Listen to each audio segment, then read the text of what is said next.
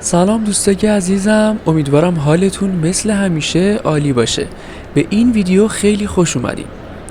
امروز اومدیم به بزرگترین مرکز خرید خاورمیانه که البته جز 5 مال برتر دنیا هم محسوب میشه.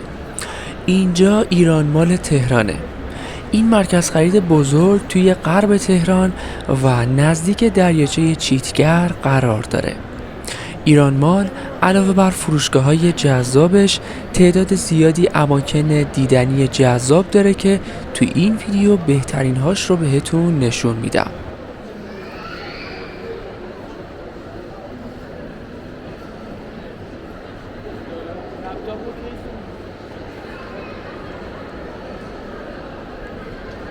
تو این ویدیو قراره کتابخونه جندی شاپور، باغ دیدار، تیمچه حاج علی اکبر، پیست یخ و بخشای دیگه ایران مال جذاب رو با هم ببینیم و قدم بزنیم. با من همراه باشید و اگه ویدیو رو دوست داشتین با لایک ویدیو و سابسکرایب چنل از من حمایت کنید.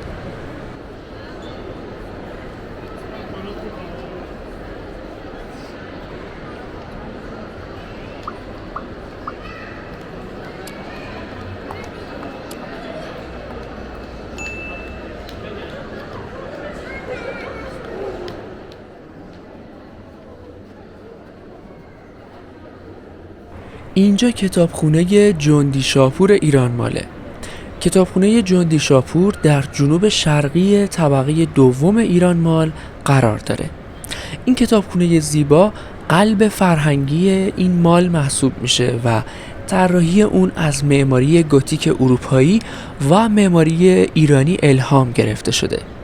تو این کتابخونه 70,000 جلد کتاب با موضوعات مختلف وجود داره و در طول هفته بجز جمعه ها فضایی کاملا ساکت و آروم برای مطالعه داره.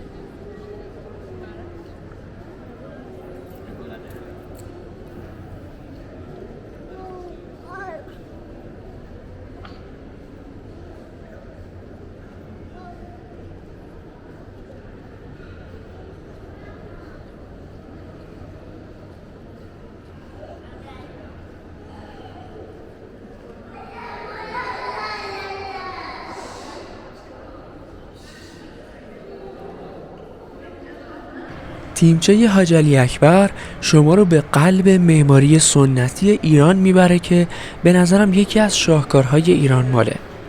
این بازارچه سنتی 4 سمت داره و در هر سمتش فروشگاه‌های صنایع دستی، فرش و زیورآلات قرار دارن.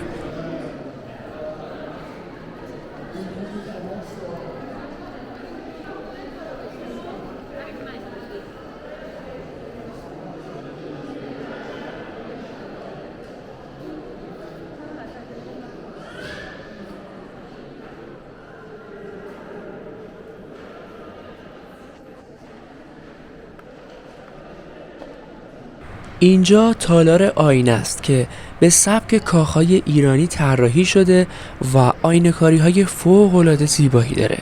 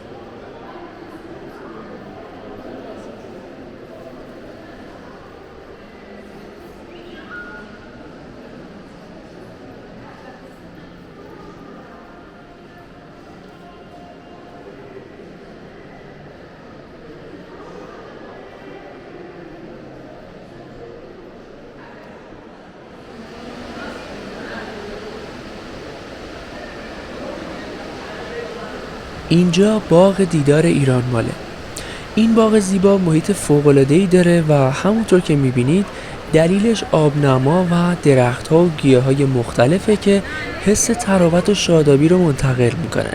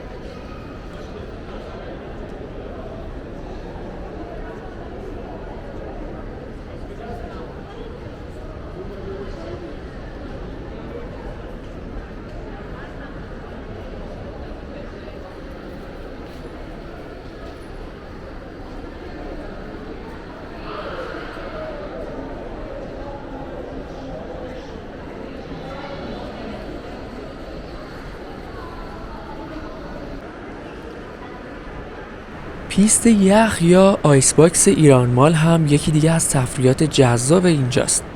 این پیست مجهز به جدیدترین تکنولوژی‌های روز دنیاست و 400 نفر ظرفیت داره.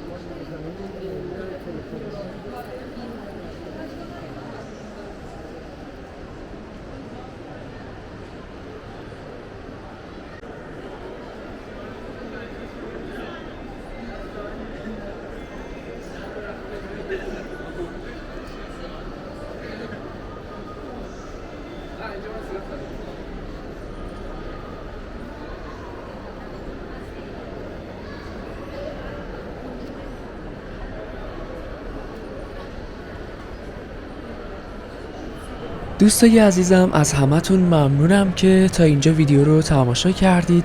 لطفاً با لایک ویدیو از من حمایت کنید و به هم انرژی بدید و با سابسکرایب چنل در سفرهای بعدی همراه من باشید. تا ویدیوی بعدی مراقب خودتون باشید و خدا نگهدار.